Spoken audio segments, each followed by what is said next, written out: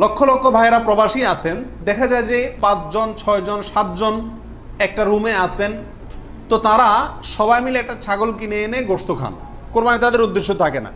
আমি তাদেরকে অনুরোধ করব যে আপনারা কেন একটা পদ্ধতি অবলম্বন করেন না যাতে আপনাদের কোরবানির সওয়াব হবে, গোশতও খাওয়া হবে। সেটা হলো এই, আপনাদের 6 জনের মধ্যে সবাই টাকাটা একজনকে মালিক বানায় দেন, যে ভাই আপনি সিনিয়র মানুষ বা আপনি বড় ভাই, আপনাকে আমরা সবাই মিলে 100 করে 500 রিয়াল দিলাম, আপনি এই টাকা দিয়ে একটা ছাগল আইনা কোরবানি করেন।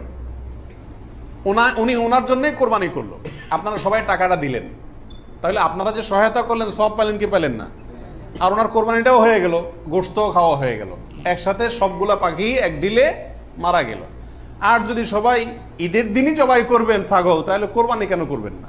একটু চালাক হলেই কোরবানির সওয়াবটাও হয়ে যাচ্ছে, গোশত খাওয়াটাও হয়ে যাচ্ছে। প্রবাসী ভাইদের ভিতরে এই সমস্যাটা প্রচুর পরিমাণ দেখা যায়, যে 5-6 জন মিলে ছাগল কিনে কোরবানির নিয়ত কেউই করে না, অথবা সবাই মিলে কোরবানির নিয়ত করে, যার দুইটাই কি ভুল।